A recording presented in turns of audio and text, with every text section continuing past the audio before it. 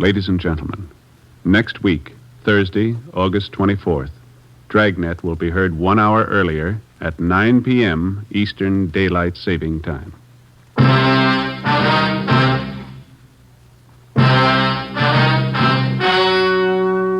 The story you are about to hear is true.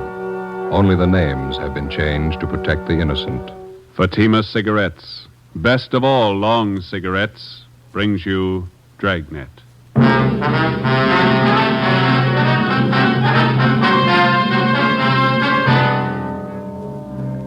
You're a detective sergeant. You're assigned to Juvenile Bureau. A vicious case of wanton and willful destruction of private property occurs in your city.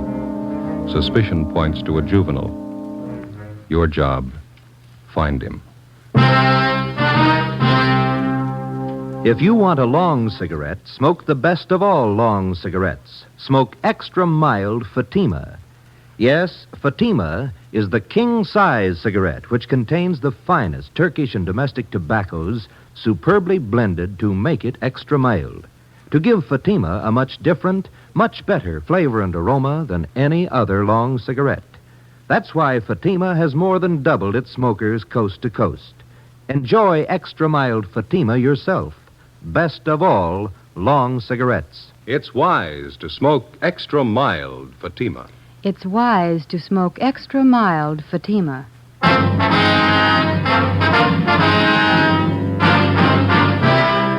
Dragnet, the documented drama of an actual crime. For the next 30 minutes, in cooperation with the Los Angeles Police Department, you will travel step by step of an actual crime. For the next 30 minutes, in cooperation with the Los Angeles Police Department, you will travel step by step on the side of the law through an actual case from official police files. From beginning to end, from crime to punishment, Dragnet is the story of your police force in action. It was Tuesday, April 10th. It was cool in Los Angeles. We were working the day watch out of Juvenile Bureau. My partner's Ben Romero. The boss is Inspector Bowling. My name's Friday. It was 9:35 a.m. when we got to 1335 Georgia Street. Captain's office. I want to ask you to sit down. We're not going to be here that long. You sound mad. Get your hats. Right with you. Where's your car? Right out front. All right. What's up? A rotten mess.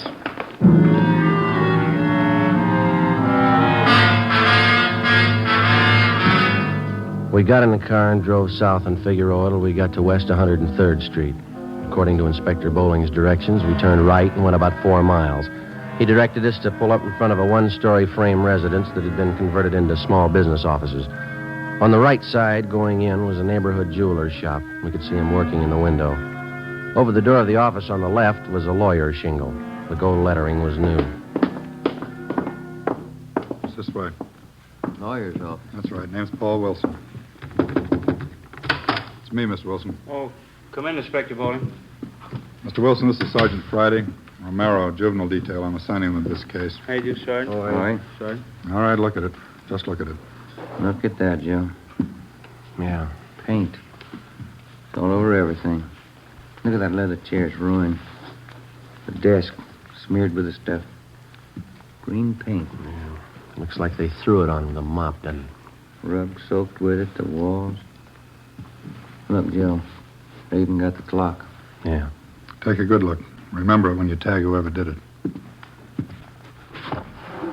These your law books, Mr. Wilson? Yes, sir. I didn't have to do this. Poured paint all over them. Yes, sir. When did all this happen? Sometime last night. Found it this way when I came in this morning. Any idea who did it? That's why he called us, and we're going to find out. I don't know who'd want to do a thing like this. Just opened my office 3 days ago, just hung out my shingle. You just started practicing laws, then? Yes, sir. Graduated from Loyola University Extension Division. Been looking for office space for a long time. Was anything taken? No. It's such a dirty, rotten thing to pull. Undoubtedly a kid. That's pretty vicious for a kid. Can you think of any enemies that you might have had, Miss Wilson? No, sir. No one would do a thing like this. Can't understand it. There's no reason for it that I can think of. Crime report shows they got in the back door. Is that right, Mr. Wilson? Well, can you come back here? I'll show you. Okay. Yeah, here it is, right here. See, this used to be the kitchen when this was a flat. I was going to put a hot plate in here for coffee. Yes. You can see where they cut through the screen door. It's all right. It's been checked. Okay. Oh, yeah. Yeah, I see. Mm-hmm. Any passkey would fit the inside door here. Yes, sir, that's right. You can follow the trail of that green paint right from this door all the way through the house. Yeah. I don't know how I'll ever get it all off. You know of any cleaners that handle things like this? We're not allowed to recommend anybody, Mr. Wilson. If you have somebody in mind, we'd be happy to call them for you. Well, thank you. I appreciate it. I was going to make some calls, but I haven't got my phone installed yet. Estimated damage about $1,800, is that right? That's what I figure, yes. My law books are over $600 alone. Borrowed the money from the bank for the furniture. You haven't noticed any kids in the neighborhood, none of them around while you were moving in? No, I didn't see any. I moved everything in myself, rented a trailer, made several trips to get it all over here. Guess that was a silly thing to do. Why? Well, the store where I bought the furniture said they'd deliver it, but I couldn't wait to see everything in. First office, you know. Yeah, we understand. Well, like I said, I made several trips with the trailer, and I didn't lock the office each time I left. Didn't figure it was necessary.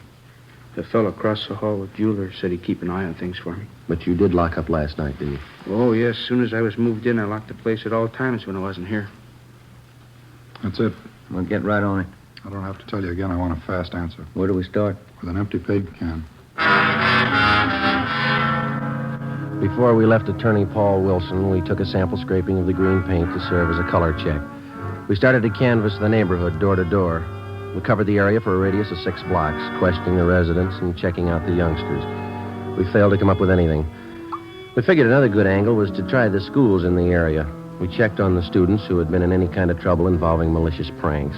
We had the principals line their students up. We looked them all over thoroughly for any evidences of paint of any kind on their person or on their clothing. The few leads we found led nowhere.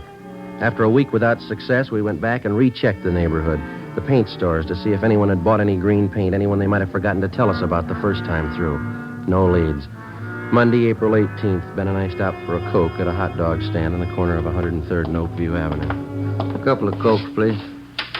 You want to help yourselves, huh? Yeah, okay. Here's one. I don't see any more. There's one lying on the side. No, over there by the grape. Oh, yeah. Let me get it for you. Oh, thanks. Here you are. Good.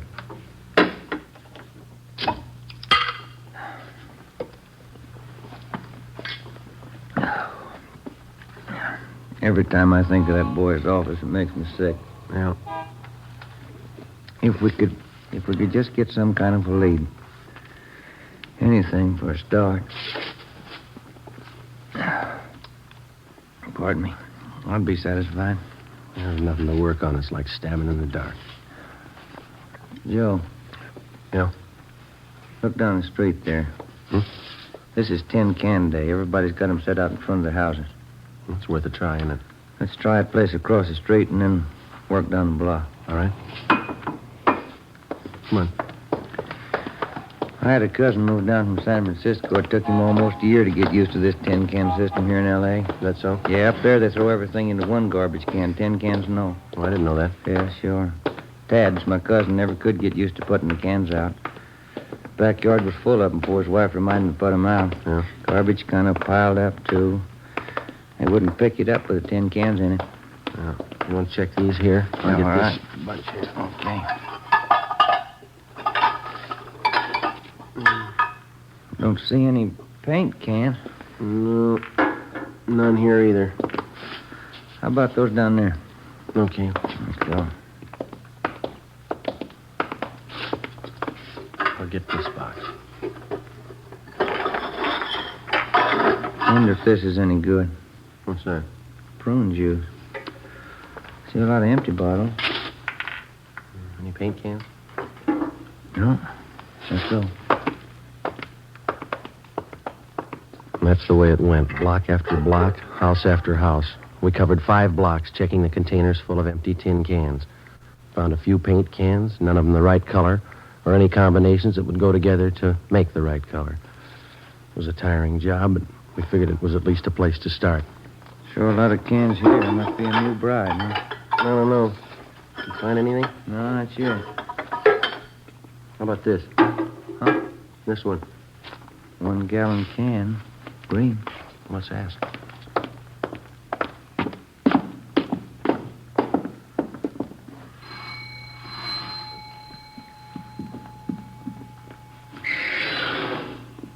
Yes? Police officers, ma'am. Does this empty paint can belong to you? You can have it if you want. We threw it out. Do you have any children here, ma'am? Yes, a boy. How old is he? 1 year. Would you mind telling us what this paint was used for? We just moved here. Is there any law about throwing out the paint cans? Oh, no, ma'am. We're investigating the case. Just like to know what the paint was used for. Did old man Boone send you over? Beg your pardon? Mr. Boone, the man we rented this house from? No, ma'am. I thought maybe it was him. He said we couldn't do any painting inside. We don't know anything about that.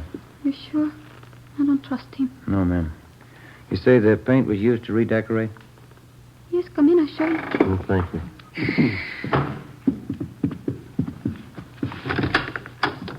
In here. See? Yeah. Carlos did. My husband. I told him he should have waited till Sunday. Mm-hmm. Whose idea was it to paint the bathtub? Carlos. He's going to night school learning English. The teacher told him the best way to learn was to speak it around the house. Yes. It's better for the little one, too. Well, anyway, Carlos gets paid on Saturday night. Then he stops at the little place where the fellas he works with and has a little drink. He gets his paycheck cash there. Mm-hmm. When he came home, he said he was going to paint the bathroom for me. I guess he felt a little good. I was in the kitchen and I yelled to him to paint around the top. Around the top, I said. Yeah. Like I said, he doesn't know English too good yet. We have a green tub. I see.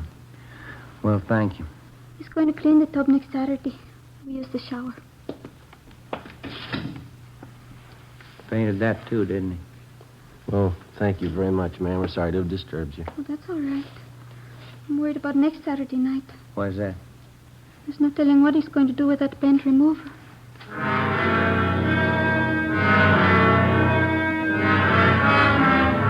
4:30 p.m. We were no closer to finding out who spread that paint around the attorney's office than when we started.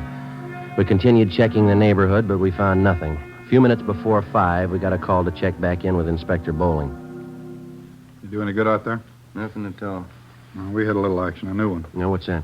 Came in about an hour ago. Somebody poured kerosene on 3 palm trees and set them on fire. 3 trees, 3 different blocks. Yeah? Kept the fire department busy, tied up the traffic for several hours. I've sent additional juvenile cars out there to cover happened in the same general area as the paint job. Any leads? Now, anyone who would smear paint over an office might set a palm tree on fire. Same type of gag, malicious mischief. Think there's a connection between the two? Well, it's anybody's guess. Paint routine's a new one, so's the palm trees. They're both one-time only shots. Maybe the two connect somewhere along the line. Well, maybe. Well, it's got us stopped. We can't even find a place to begin. We've tried everything we know. Starting again tomorrow. That isn't going to make that young lawyer feel any better. Yep. Who? You take him down to the detention room? He does, huh? All right, I'll see him. Yeah, right now. 16-year-old boy out there says he's got to see me. Would you like to talk to him alone? No, it's all right. You stay. Come in. You're the chief? My name is Bowling, Juvenile Bureau, yeah. Could I talk to you alone? Well, these officers work with me. Can you talk in front of them, son? I guess so. Well, come on over here. You want to sit down, son? I'd rather stand if it's okay. All right, what's on your mind? I want to confess. What do you want to confess, son? I murdered somebody.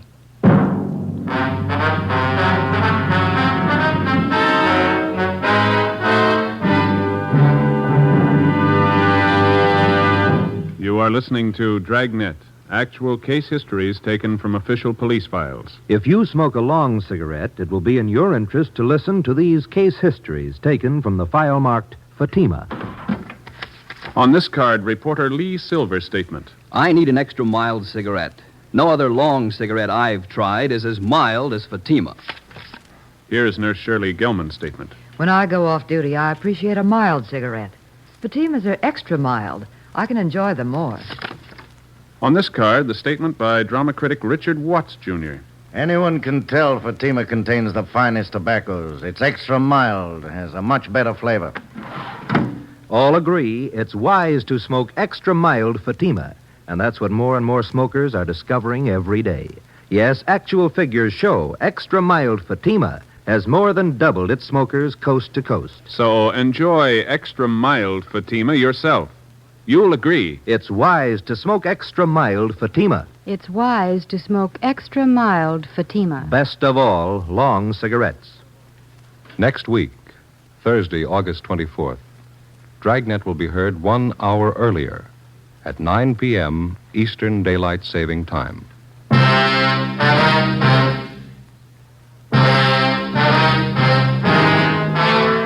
6 p.m. Monday, April 18th. The boy identified himself as Arnold Waterman. Gave his age as 16. He told us that 2 days before at 98th Street and 2nd Avenue, he'd shot a man to death and hidden his body in the basement of a house. He was taken to the interrogation room where a police stenographer took his statement. Inspector Bowling sent Ben and I out to check his story. 9:30 p.m. We drove back to Georgia Street Juvenile and went to the interrogation room. Arnold? Yes, sir? Well, these two men have been out at 98th Street and 2nd Avenue checking your story. Did you find the body? No, there's no body out there. There should be. I put it in the cellar. There's no house out there. It's a vacant lot. We checked all the houses near there. You sure you killed somebody? Of course I'm sure. I stole the gun. I shot him 3 times in the back. What'd you do with the gun? I threw it in Westlake Park. Where? In the water. I rented a boat and rowed out to the middle. That's where I threw it in. Why did you kill the man? I don't know. I didn't like him. Now, look, boy, you didn't kill anybody. There's nothing to back up your story. There's not an ounce of truth in it. How do you know you haven't found the body? Just wait. You'll find him, then you'll see. I killed him, all right. Will you show us where you hid the body? Why should I? I told you you can find it. These men have gone over that entire area thoroughly. There's nobody out there, and you know it. You cops are funny. When somebody won't admit a murder, you keep asking questions until they do. I'm telling you I murdered somebody, and you keep trying to talk me out of it. If we could find one shred of proof, we might go along with you. You can't be convicted without proof. How much do you need? You got my confession. I offered to sign it. They wouldn't let me. What more you need? We need a victim, Arnold. If you knew where to look, you could find it. We've looked every place you told us to. You're lying to us, huh? Why? I never liked the old man. I hated his wife. I killed her, too. I wasn't going to tell you that. Where do you go to school? I quit school to sell papers. I had to support my mother. Where's your father? I don't know. My mother wouldn't tell me. That's where I met the old man I killed, selling papers. He was my boss. None of us liked him. Nobody had the nerve to do it but me. The rest of the guys were scared, but not me. What was the old man's name? I can't think of it right now. He was your boss. He never told us his name. We just worked for him. Where'd you sell papers? I don't remember. I had to sell papers. We were going hungry. I couldn't stand to see my mother starve. Couldn't your father work? I don't know where he is. I told you that. We tried to get on relief. They wouldn't let us. I made a lot of money selling papers. After a while, we didn't need relief anymore. I made $100 a week. Why are you lying to us, son? If you think I'm lying, why don't you let me go home? We haven't anything to hold you for. You can go home. Not until I have a trial. I already called a lawyer. He'll be over pretty soon. I've sent for your mother, Arnold. She'll come down and take you home. I didn't want her to know anything about this. I may have to go to the gas chamber. It'd make her feel bad. You shouldn't have called her. It's no use. Let's go back to the office. His mother ought to be there by now. All right. Romero, you want to stay with the boy? All right. You better go out and find that body. Come on, Joe. I killed that old man. You can't say I didn't. The boy's a pathological liar. Well, it looks that way. Probably an inferiority complex. And this is the way of making himself important. Well, we all know he didn't kill anybody, but I wonder if he's got something else in his mind, huh? How do you do? You're Mrs. Waterman? Yes. Inspector Bowling? Yes, ma'am. This is Sergeant Friday. How do you do, ma'am? How do you do? I have to excuse my appearance. I slept a little late today. We've got your boy down the hall. He's all right. Trying to get us to swallow a few tall stories. Yeah, he's like that. What did he tell you? He tried to give us a story about killing somebody. Well, I'm not surprised. This isn't the first time. I'll never understand that kid. Has your boy ever been in an institution, Mrs. Waterman? No, he's not bad. He just likes to lie all the time. He's an awful liar. Went to his high school principal the other day, told him his father and I beat him. We wouldn't give him any lunch money. Where is your husband? He has a newspaper concession on one of the railroad trains. How often is he home? Oh, once a week, sometimes every 2 weeks. It's the only business he knows. Yes, ma'am. Maybe that's the reason the kid's the way he is. My mom always used to tell me a kid needs his father. Still, whenever my hubby's home, he always does the right thing. Arnold started telling these lies a long time ago, and ever since, when his father found out, he catches it. What do you mean? Good strapping. That's all a kid like him understands. His father knows how to handle him. Whenever he lies, he takes the strap to him. You think that's the best way to handle it? Don't you? Well, you know what you're doing, Mrs. Waterman. He's your son. But if you wouldn't mind a little advice, do you mind my telling you? No, not at all. Well, that boy needs care, and he needs it bad. A strap's not the answer. He needs attention, good supervision, and a lot of companionship. I'm not conducting a class in child psychology, but care for that boy of yours. Care for him before the state has to. It's just those stories of his. That's what's wrong with him. Came home the other night with the wildest tale I ever heard. Yes, ma'am. Said he threw green paint all over somebody's office. Ben and I drove out to the Waterman home. We checked through the boy's belongings. His mother showed us his room. In his closet, we found a pair of corduroy trousers, a white T-shirt, and other articles of his clothing spattered with the same shade of green paint that had been found in the office and furnishings of Attorney Paul Wilson. We asked Ms. Waterman where her son Arnold was on Sunday night, April 9th, the night that the office had been broken into and smeared with paint. She told us she didn't know, but that he came home that night with paint on his clothing. Ben and I went back to the office where we filed an application for a petition and detention, Section 700 sub M WIC, malicious mischief, 1 count. 2 days later, in juvenile court, the calendar was called. Arnold Waterman's name was first on the list. The judge, the subject, and all those concerned in the case retired to the judge's private chambers. Ben and I, Arnold Waterman, and his mother. The subject was informed of his constitutional rights, and Judge Frank J. Smith read the findings of our investigation. Arnold, it alleges in this petition that on April 9th at approximately 8:30 p.m., you entered the office of Attorney Paul Wilson at 9218 West 103rd Street, where you willfully and without Mr. Wilson's permission did maliciously damage his office to the extent of approximately $1,800 by pouring paint over his rugs, furniture, books, and other articles in his offices. Is this true, Arnold? Yes, sir. Did you know Mr. Wilson? No. Arnold, I'd like to know why you did that. I felt like it. You'll have to give me a better answer than that, youngster. That's the best I can do. That's good enough, isn't it? No, it isn't good enough. We have a courtroom full of boys outside who probably want to be helped, and we're going to try to help them. We can't help you unless you want to be helped. You don't want to help me. You don't believe anything I tell you. Officer Friday. Yes, Your Honor. You and Officer Romero investigated this case from its inception. We did. As a result of your investigation, what's your opinion of this boy's truthfulness? Well, Your Honor, I think I can speak for Officer Romero here as well. In all our talks with the boy and our observations of him, it's our opinion, for what it's worth, that the boy's a pathological liar. Basically, he seems to have the makings of a good youngster. His environment's bad. Seems to have very little, if any, parental guidance. Tells lies, Your Honor. Lots of them. And that seems to be everyone's opinion. It's not mine. If you'd spend more time trying to find out if I'm lying instead of trying to put me on the spot, you'd earn your money. Your stories have been thoroughly investigated and double-checked by competent police officers. There is absolutely no basis of truth in anything you've said. I'm getting sick and tired of everybody calling me a liar. Do you hear me? Young man, sit down in that chair. We review a great many juvenile cases here in my private chambers, but that does not alter the fact that you are in a court of law. You will lower your voice, speak in a gentlemanly fashion, and tell the truth. Is that understood? Yes, sir.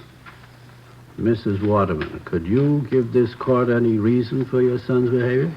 It's a mystery to me, Judge. Fred, that's his father. He can't understand it either. He's always lied. His father beats him for it, and I guess he'll always lie. That's all you can say on your son's behalf?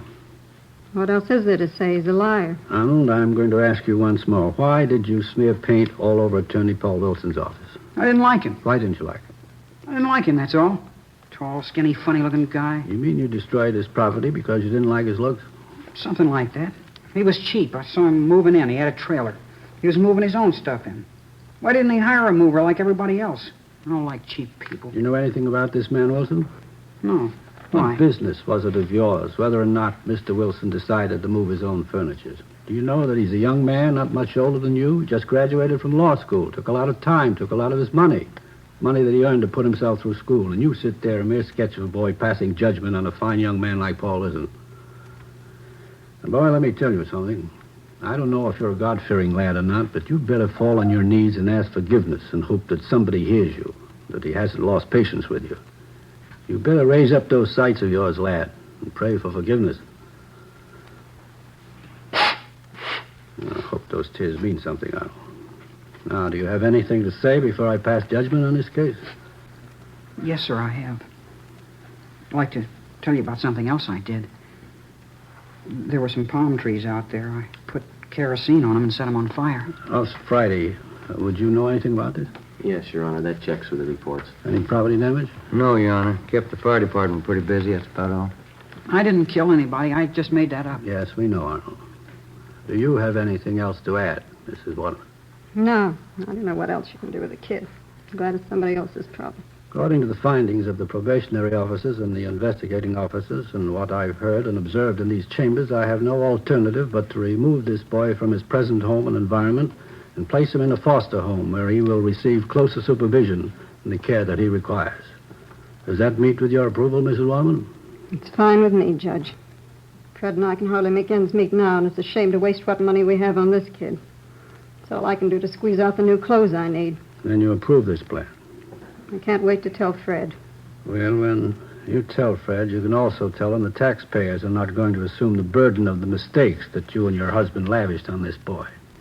How do you mean, Judge? The expense of placing the boy in this foster home comes to the amount of $35 a month. You and your husband will pay this sum. The law covers that. It's an awful lot of money. The payment will be due on the first day of each month. You will meet this requirement or be held in contempt of court. I'm only sorry that's as far as the law goes. The laws of the state of California do not make the parents responsible for the torts of their children unless contributory negligence can be proven. In my eyes, it is contributory negligence on your part, but unfortunately, it cannot be proven. Any faults that this boy may have are yours.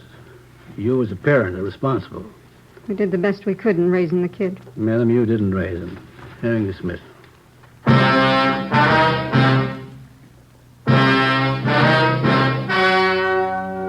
The story you have just heard was true. Only the names were changed to protect the innocent.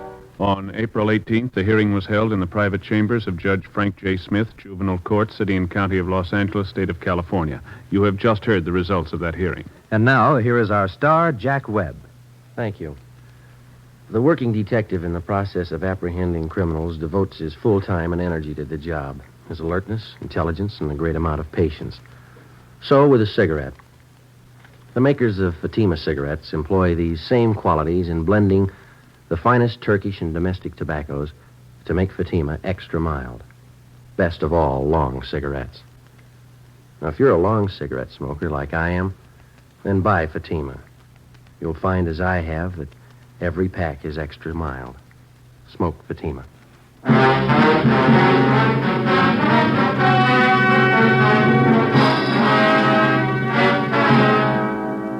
Next week, Thursday, August 24th, Dragnet will be heard 1 hour earlier at 9 p.m. Eastern Daylight Saving Time.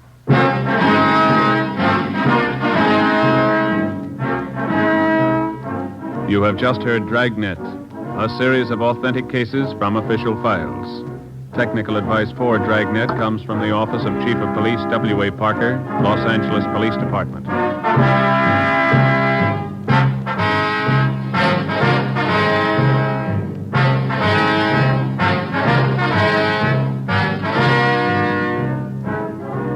Fatima Cigarettes, the best of all long cigarettes, has brought you Dragnet from Los Angeles.